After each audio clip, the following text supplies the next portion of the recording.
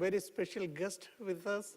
I'm not really a guest. He is our brother from Nigeria, the national leader of Nigeria, Reverend George Ogere is here with us. Would you like to stand up or come here? Please come.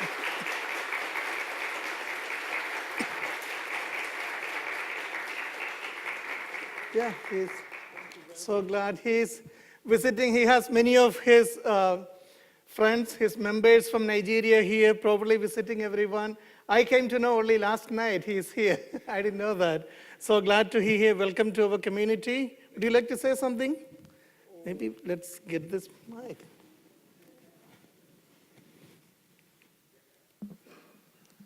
Well, thank you very much for the honor, Pastor Manoj. It's a surprise. I did not prepare to That's okay. appear in public to speak. But anyway, like he mentioned, my name is George Ogure. I'm from Nigeria. I'm the national leader in Nigeria. And I also serve as the sub-regional director for West Africa Region 2. In the past 1 month, in fact, more than a month, I have been on the road.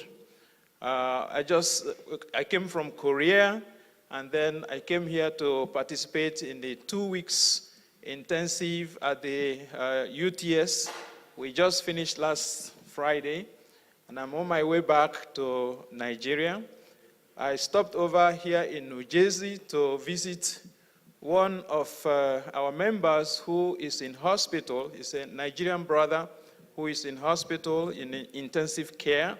And I saw him last night in the hospital. And the report I got was that he was in a very difficult situation.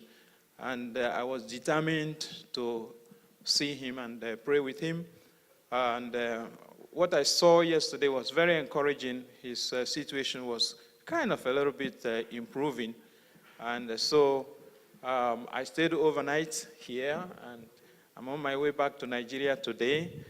This is my first time of visiting the Clifton Family Church, and I can see that you have a very vibrant community. I have heard about you all before, and I'm happy to have a first-hand experience of your worship service. And you are indeed a vibrant community. I'm happy to hear about your efforts concerning Heavenly Trouble Messiah activities. I want to encourage you in that direction very seriously.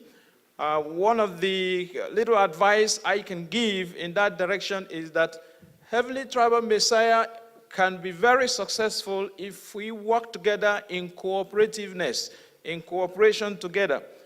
If you do it alone by yourself, it is more difficult. So, therefore, cooperative effort is very necessary. If you have fulfilled your own Heavenly Trouble Messiah by making your 430, please make yourself available to support and help others who have not fulfilled their own. In that way, the community will expand quicker than before. That is my, I don't want to give any sermon. That's my No, that's okay. That's my little contribution. Thank you very much, Pastor Manuel, for the opportunity. God bless you all. Thank you. Thank you. Yes.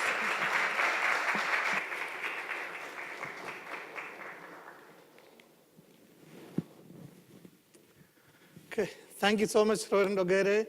I appreciate you stopping by New Jersey. He is doing his DMIN from UTS, so that's why he came. Yeah, thank you. Okay. So last week we were in Belvedere and East Garden attending Famicon, and you heard wonderful testimonies and nice reports about that. And we will have a Tribal Messiah activation session after the service today, probably from 12:30 onwards during our fellowship time. Yeah, please join for that. And hope you all are doing well. How are you? You know, do you remember last week's sermon? Not last 2 weeks. The sermon I talk about the previous 2 weeks ago. I always ask what was my topic, and I think better everyone remember. I was talking on the previous sermon I gave was on Foundation Day. I was talking about our life after we gain freedom, our life after we establish a foundation for God's kingdom.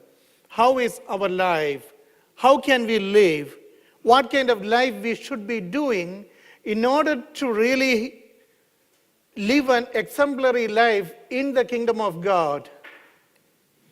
And today I thought I want to talk about how that will be. Will we be living all kind of totally a protected life where we will not have any problems, like a fail-proof kind of life? And do you think we will have any difficulties we face? No difficulties? Sometimes, maybe some. I wanted to show, today's reading, you see that the Jesus, who is the Son of God, the first begotten, the only begotten Son of God, facing challenges from the enemy. And before that, God announced that this is my Son in whom I am pleased. And Holy Spirit came down upon him and all those things. And also he just finished his 40-day fast. And the reading we heard happened right after his 40-day fast. The enemy came to him and asking him certain questions, in a way tempting him and challenging him to do something. What are those questions? Can you say? You just heard that. What are those 3 temptations? Can someone say that?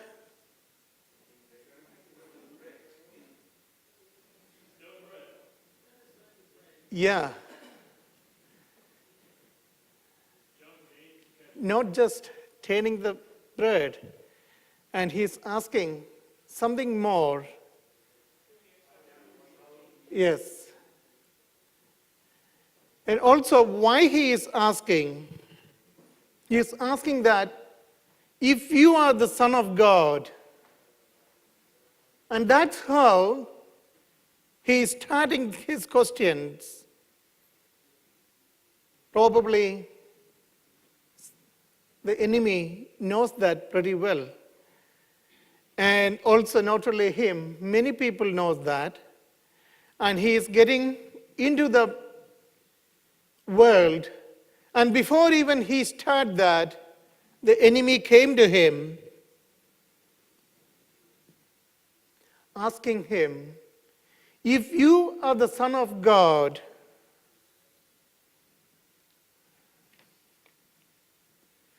tell these stones to become bread. And the second one,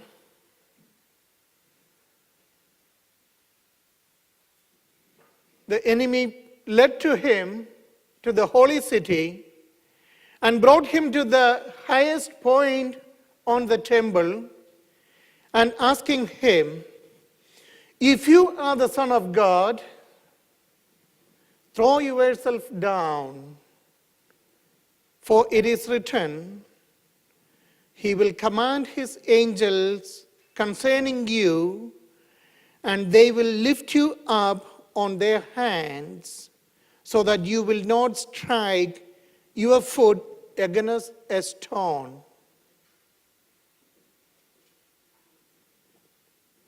That's the second one.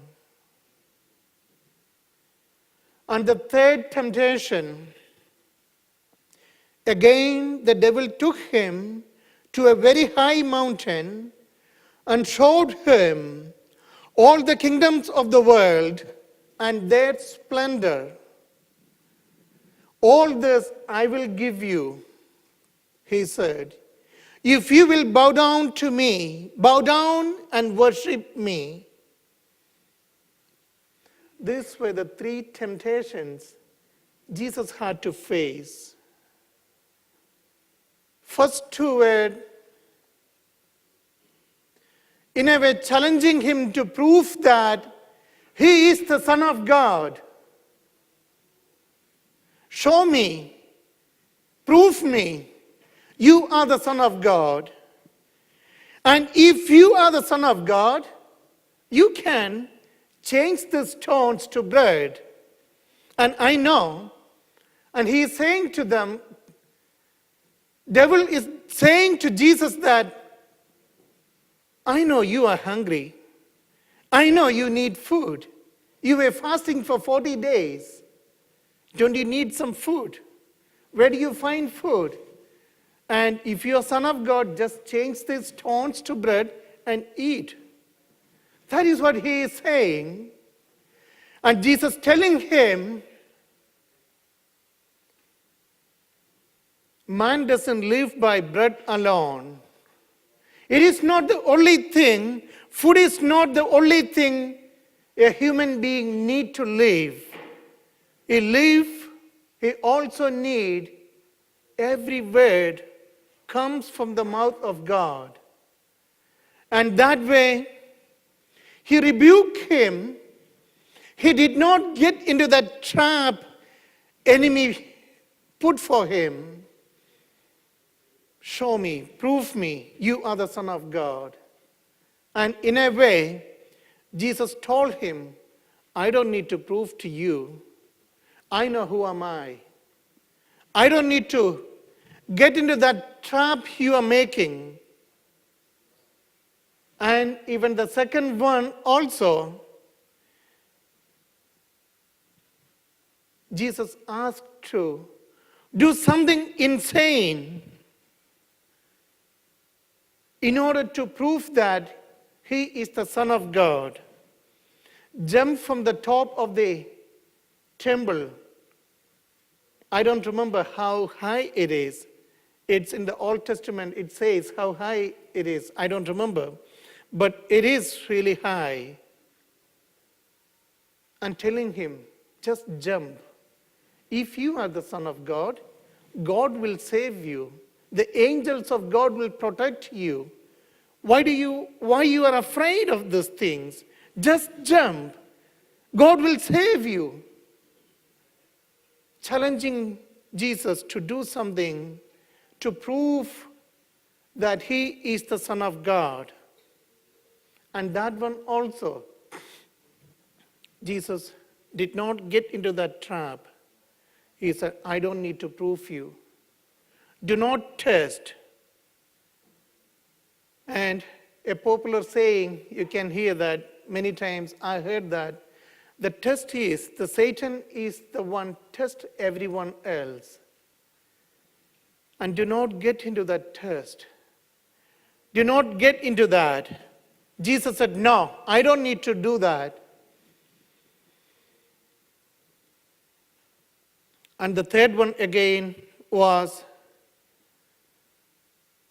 Jesus was shown to the magnificence of the world, took him to the highest peak there, and showed him all the nations and their splendor, and show them how rich they are, how much they have, and showing them, I can give you all this thing.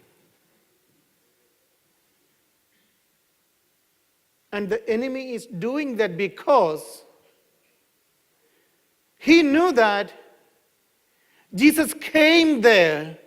Jesus came to this world as the Son of God, as the real owner of everything they see now. The true owner of that world, Satan stole from God. And he knows that, and Jesus knows that, And because Satan knows that I possess this now, he can confidently say that I will give you with only one small condition. You bow to me, you follow me, then I will give you. Very simple thing.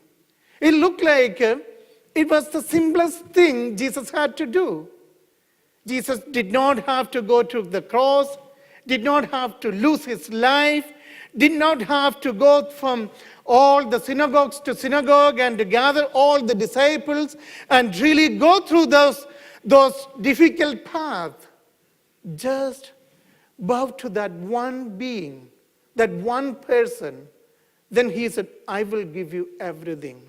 Whatever you want, I will give to you. Just bow and worship me. Recognize me. I am the owner of this world. And once you recognize, I will give that to you.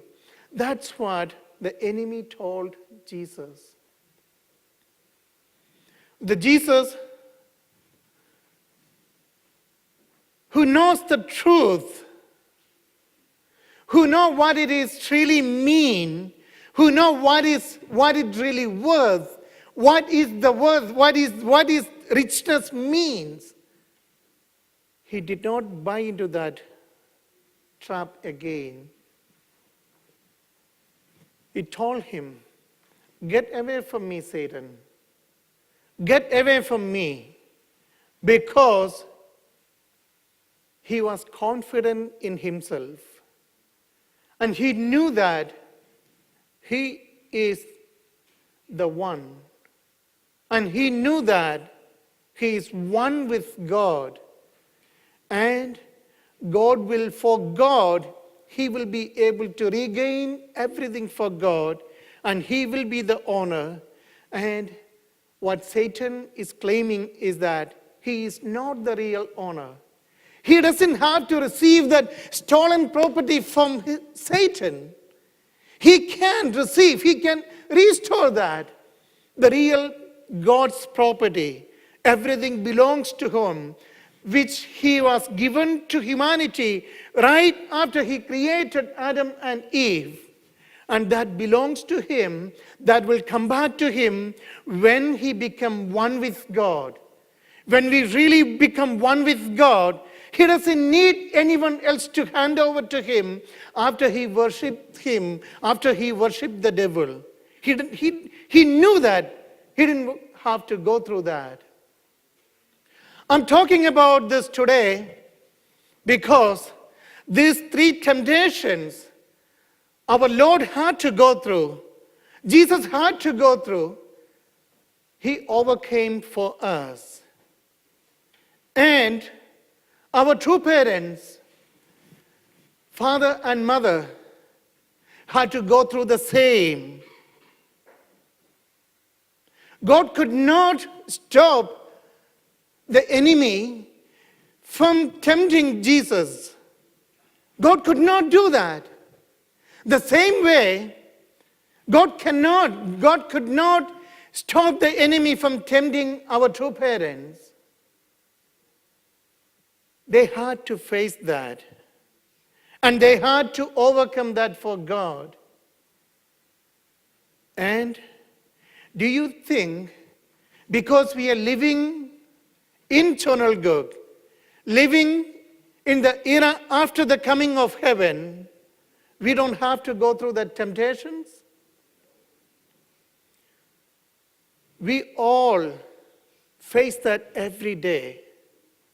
For all of us to truly live a substantial life here on this earth, on this heaven we are creating, we have to face that by ourselves.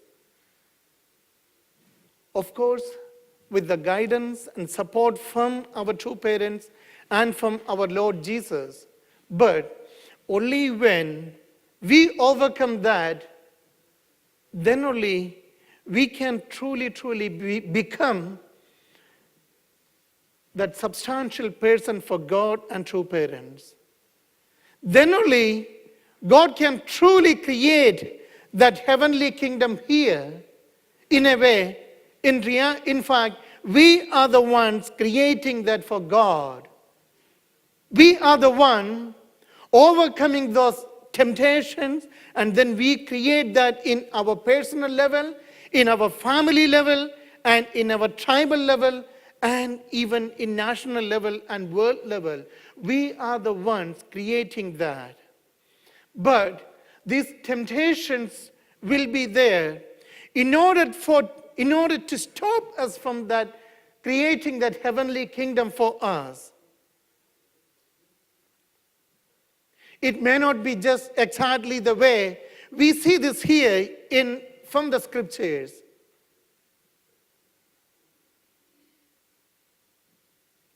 Satan may not come to you in person and tell you and take you to the top of the temple, or show you some, when you are hungry, show you some rocks and you can turn the food.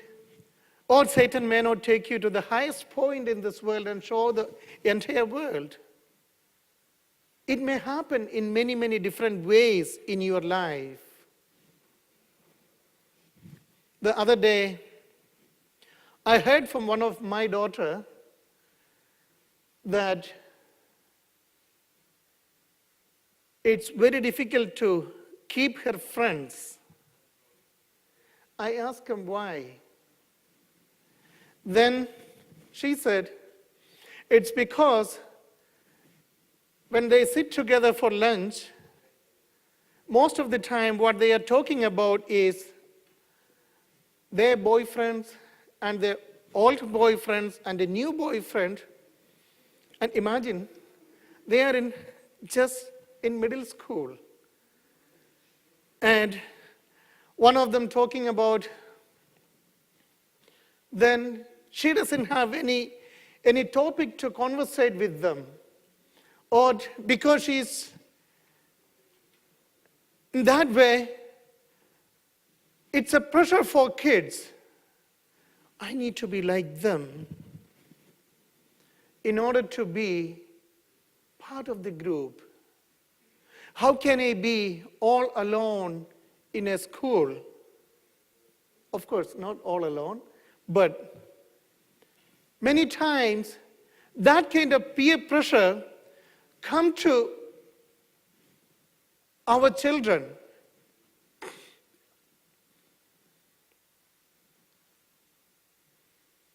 The other day, I was watching a self-help leadership video, how to become a better leader.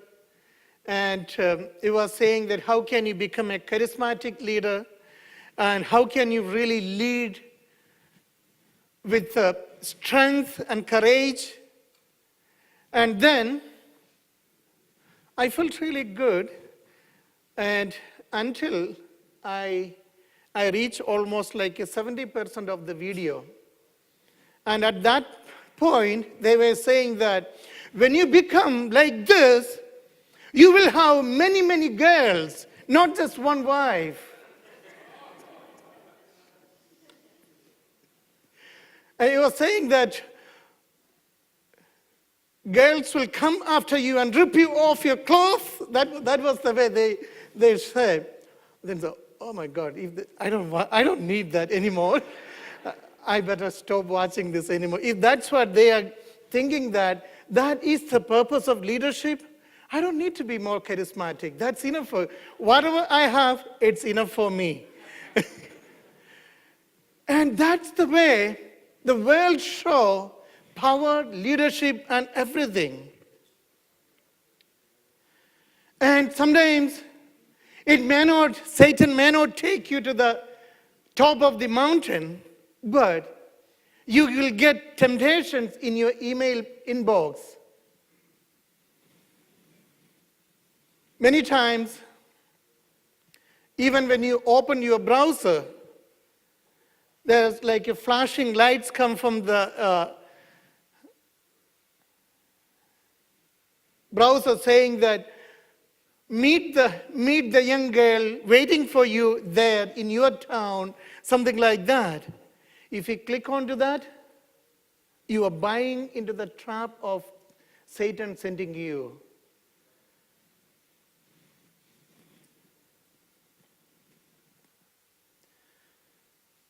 This is the modern time temptations of Satan.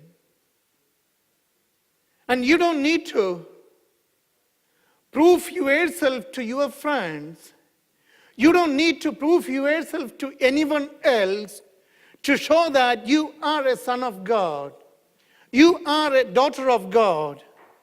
You don't need to do insane things to prove in front of the world that you are someone from God. It is your conviction. It is not to prove to someone else. When you are convinced that you will be able to make a good family, you will be able to become a person rooted in God, rooted in two parents, and rooted in the principles they teach you. That's what God needs. That is what the real foundation God is looking for. God is not looking for a Superman type.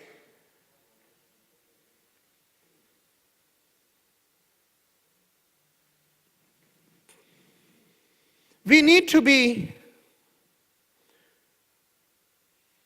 smart enough to deal with this kind of problems right now the world has.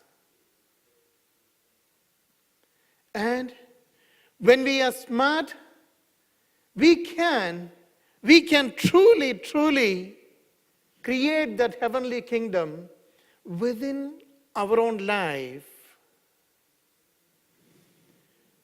The other day I was watching a documentary movie in which it shows that one girl wanted to be a movie star, and then what she had to face, the people who promised her to be the movie star,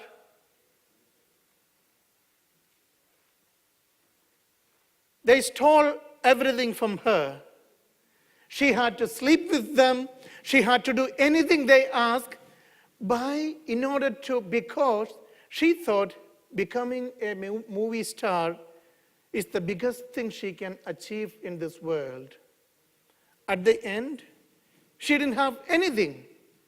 She lost her life because she bought into the trap of Satan. The real strength we have, the real thing we need to have, the real richness we have is our relationship, our connection with God, and the family relationships we have. That is the real richness. And once you have that, everything else follow you. Then you can gain everything one by one.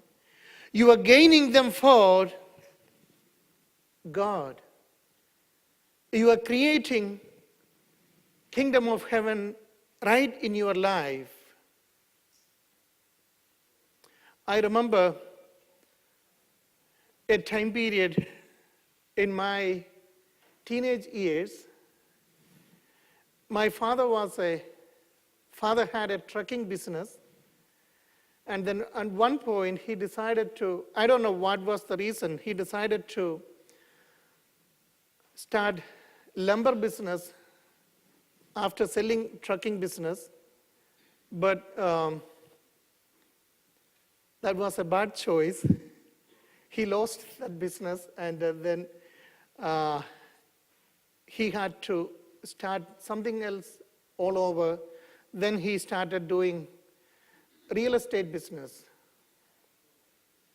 And I think he almost like 15 to 20 years, he did real estate business in his life. He was a realtor, like Mr. Edwards. But I remember it was really tough, challenging time when he started that business. He didn't have any deal for years. Can you imagine living without income?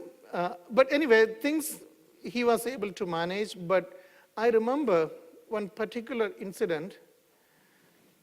Some of our relatives came to our home and almost like scolding my father, not really doing things properly. I remember exactly the words. He's saying that, looks like you want to be a saint. That was my relative telling to my father, do you know that real estate business, you cannot be a saint. You have to be practical. Do something and make some money. And it's kind of almost scolding my father to be little crooked. You know, in India, the real estate business is much worse compared to here. It's not at all regulated, and people can do a lot of scam and a lot of unprincipled things. If you're able to do, you can make a lot of money. And so that's why people, anyway, a lot of bad things people do. And then my relative was, like, and with another friend of them, sitting with my father, telling them that, can't you understand the reality of real estate business? Just be a regular realtor, make money, and feed your kids. That's what you're supposed to do. Then my father did not really wanted to be someone like that. And he was kind of really saying that, no, that's not the way. I can't do that. I don't want to do that. And then in almost 10 years, he became the most prominent realtor in my town. And there were so many people, they wouldn't buy a house unless it is through my father. Because my father made a reputation that he wouldn't cheat anyone. He wouldn't do any bad things. And then people would wait for him to find a house. Then only if he said, oh, that's a good deal. And they could truly, truly trust him. And I still remember that very clearly. That is because for him, that was the way we should do. And then even if it is slow, things will come. And that is what I believe Jesus said, that I don't need to have the riches. I don't need to give up my morals. I don't need to give up the standards God wants me to keep. I know I'm here to restore everything. That everything starts from restoring myself and restoring family and restoring the relationship I have with my heavenly parent, which Adam lost. And when it is restored, when that relationship restored, everything else will follow. And that is what for us also, many times, that's not the way the world functions. I know in India many times it is common, I don't know much about here, high-ranking police officers driving for his superior's wife. Do you know what does that mean? Not really doing their God-given their job, but just focus on pleasing the superior, doing their private things just because to keep and gaining, they do not without really focusing on what they should do, but focusing on pleasing everyone else. And many times I know people have to, even here also, people have to shut up their mouth, even in the face of sexual harassment, in order to keep their job. By doing so, they're losing their dignity, losing their position as the son or daughter of God, and giving up their life. That's not the thing God called us for. God called us for standing up for heaven. Stand up for God. When we do that, we are restoring heavenly kingdom. By giving up your morals, by giving up your integrity, even if you receive the whole world, that is nothing for God. And that's why we need to really stand up for God. We need to stand up as the Messiahs for ourselves, for our family. Just as Jesus stood up as the Messiah, as the Son of God, just as our two parents fought against everything, even at the midst of losing their life, they did that. And when we do that, we are truly restoring something God lost. Otherwise, we are again exchanging our integrity for a stolen property. We can't do that. We should not do that. We know what is right, what is wrong. And God gives that truth to all of us through Jesus, through our true parents. And we have to keep that. When we keep that, everything else will follow us. And Jesus knew that even though Satan told him, this whole world belongs to me, and I will give you if you bow down to me. Both Jesus and Satan know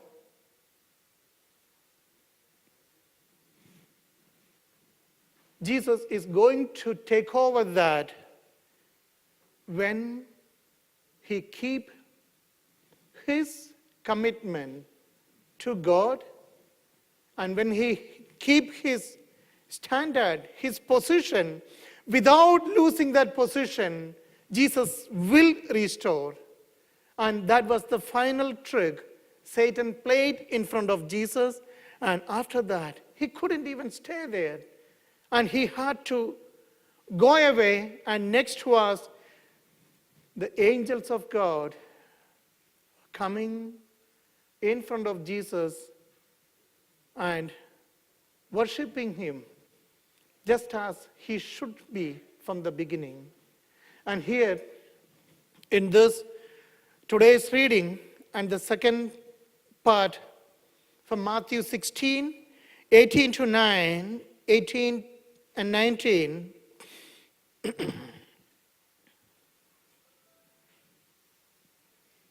let me read that. I tell you that you are Peter, and on this rock I will build my church, and the gates of Hades will not overcome it. I will give you the keys of the kingdom of heaven. Whatever you bind on earth will be in heaven, and whatever you loose on earth will be loosed in heaven. It's not just for Uncle Peter Froon sitting here. This is for all of us.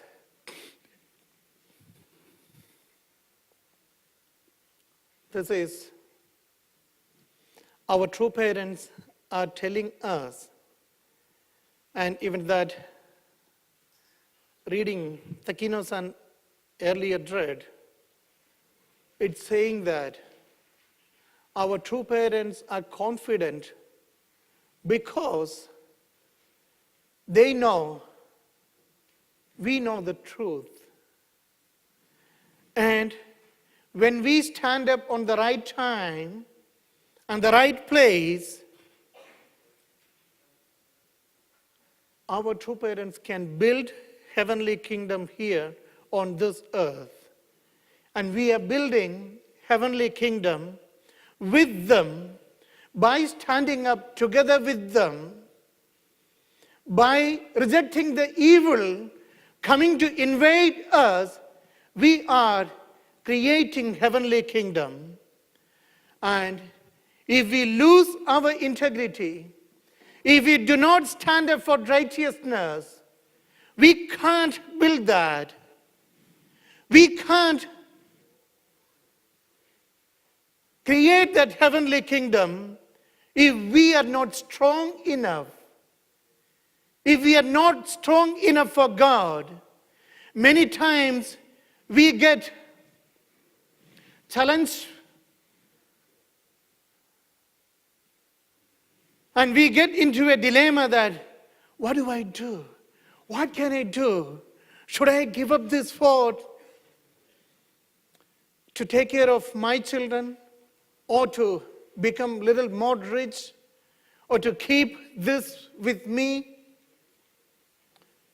We always have to choose what is right according to principle, what is right according to what God taught us. When we do that, that's where you are making one more step for heavenly kingdom. And we are the rock. We are the foundation for God to build his heavenly kingdom. We are the foundation for Chonal Gurk, for our true parents to build Chonal Gurk. We cannot, what does rock mean? Something intense, something strong. We cannot be wishy-washy. We have to be strong enough, then our heavenly parents, then our beloved true parents can build the kingdom on us. And that's what we need to do today and for every day. When we do that, heavenly kingdom will be here, and you will be blessed abundantly, more than anything Satan can given to us. More than anything Satan showed to Jesus. We will be the masters of the whole world, and we are the world. God bless you. Thank you so much. Aju.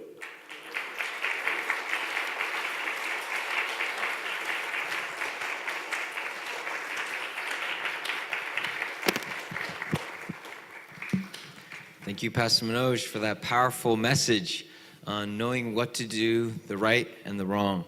And it made me think just how lucky we are that God gifted us with an original mind and a conscience, so that we in our hearts can know, or at least within our own mind, know what's right and wrong. And it's only a matter of our mind and body unity that we can actually take action on those righteousness. And so now, I'd like to move on towards the tithing portion of this service. And so, as always, we have two offering boxes right up in the front. And so if you can come through the center aisle and offer with all of your heart in gratitude towards Heavenly Parent, please do so. And also, I'd like to ask everyone to please rise from your seats and join in the band in this closing song.